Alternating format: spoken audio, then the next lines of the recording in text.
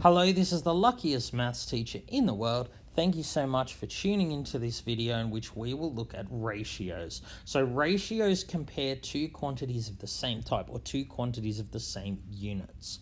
So let's say in a class for every 3 boys there are 4 girls. So we write like this and you read it as boys to girls. So the ratio of boys to girls is 3 to 4. That means that for every 3 boys, there are 4 girls. It's like we divided the class into 7 equal parts, 3 of them boys and 4 of them girls. So because there are 7 parts in total and 3 parts of boys, we have boys represent 3/7 of the class, and similarly girls represent 4/7 of the class. So there's a very close link between ratios and fractions. So they're just telling you about comparisons. How much of one quantity is there in comparison to another quantity. Of course, from that you can easily convert that into a percentage. If you want to know the percentage of boys in the class, you just take 3/7 and times by 100, and you can see that there are about 43% of the class is boys and about 57% of the class is girls. All right, let's now look at some harder questions. So at a school, 72% of students who play sport write the ratio of those who play sport to those who don't. So because we wrote those who play sport first, those who don't second, those who play sport must go first in the ratio, so it's 72-2. Now, of course, because percentages add up to 100, it will be 28% of people who don't. Note, we never write units in ratios. I didn't write the percent signs here.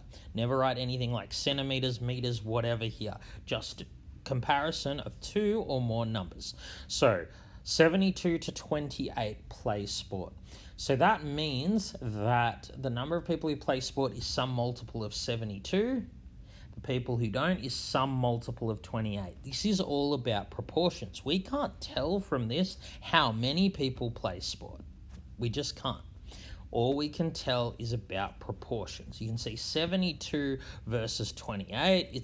This is about 2.5 times that. So the number of people who play sport is a little more than 2.5 times those who don't.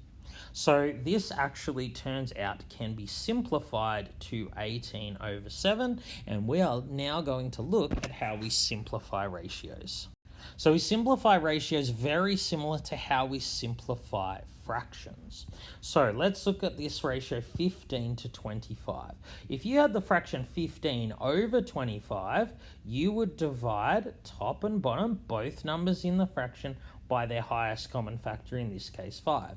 So that's exactly what you do for ratios. The highest common factor is 5, so you divide the first number by 5 and you divide the second number by 5. These two are called equivalent ratios. If, say, the ratio of boys to girls in a class is 15 to 25, that's exactly the same proportion of boys as if it's 3 to 5. Both of these mean that the first quantity represents 3/8 of the total. That's why they are equivalent fractions.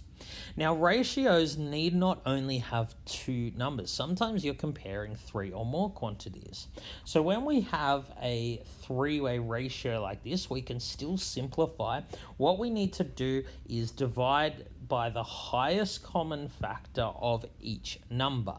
So the thing is, 108 and 81, their highest common factor is actually 27. But I can't divide each number by 27 because 27 doesn't go into this one. We have to divide them by the number that's the highest common factor of all 3. So the highest number that goes into all 3 of these is actually 9. So we go 108 divide 9, 81 divide 9, 36 divide 9. So one way you can check if you're on the right track, your final answer, the numbers in the ratio, should have no common factors, and they don't. Like 3 is a common factor of 12 and 9, but it doesn't go into 4. Similarly, 4 goes into 12, but it doesn't go into 9. So we can be reasonably confident in our answer. So let's look at this three-way ratio with fractions. So this is what this line here means, multiply by lowest common multiple for fractions. See, when we simplify fractions, we need to have the top and bottom as the lowest possible whole number. And so it is with ratios. We want to find an equivalent ratio that has whole numbers as each of its quantities. So we're going to have to times here. So what you do is you multiply by the lowest common multiple of the denominators. So the lowest common multiple of 6, 4, and 18 turns out to be 36. We are going to multiply each of these numbers here by 36. So 1/6 times 36, 1/6 of 36 is 6. 3/4 of 36 is 27. 5/18 times 36, 5 times 2 is 10.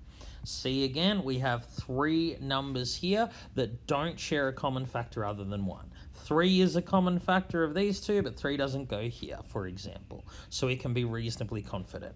So this is said to be simplified because even though the numbers here are higher, they are the lowest possible whole numbers. All right, let's now look more at equivalent ratios. So we talked about equivalent ratios on the previous slide. When you simplify ratios, you're finding equivalent ratios. But just to give you a bit more of an idea, they're just like for fractions. So you know, for example, that half and 4/8 are the same. They are equivalent because we've times the top and the bottom numbers by the same number. So same for ratios. 1 to 2 is the same as 4 to 8. These two are the exact same proportions. If you made a drink, say, that had cordial to water in the ratio of 1 to 2, and you had a drink that had cordial to water in the ratio 4 to 8, these two would be the exact same strength. In both cases, you are using twice as much water as you are cordial. So that's what it means that they are equivalent. So we can use equivalent ratios to find unknown quantities. So let's say 14 to x is 42 to 27. We just got to make sure that we do the same thing to each number in the ratio. So what we've done to go from 42 to 14 is divide by 3. We're going this way. We're going starting in the one that doesn't have an x. 42 divided 3 is 14. So that means we have to do the same to the other number. What you do to one number in the ratio, you must do to the others. So in that case, x would be 27 divided by 3, which is 9. So similarly, in this one here, it's a little bit harder. So 36 to 12 equals 45 to x. It's hard to know exactly what do you multiply by 36 to get 45. So it might be worth simplifying. 36 to 12 is 3 to 1. This will make our life a lot easier because now I can see clearly to go from 3 to 45, you times by 15. So x is just going to be 1 times 15, which is 15. 36 to 12 and 45 to 15 are the same ratio. They're both equivalent to 3 to 1. So we can also use equivalent ratios in worded problems. So my team has a win-loss ratio of 7 to 5. We've won 35 matches. How many have we lost? So because win was written first, that means wins is 7 parts, losses is 5 parts. So wins to losses, we're told that we've won 35 matches. So win is listed first, so I'm going to write the number of wins first. Now let's let x be the number of matches lost. So win to loss, win to loss. So to go from 7 to 35, of course, you multiply it by 5. So for these to be equivalent ratios, if we multiply the first number by 5, so too we must multiply the second number by 5. So x is just 5 times 5, which is 25. We must have lost 25 matches because 35 to 25 is equivalent to 7 to 5.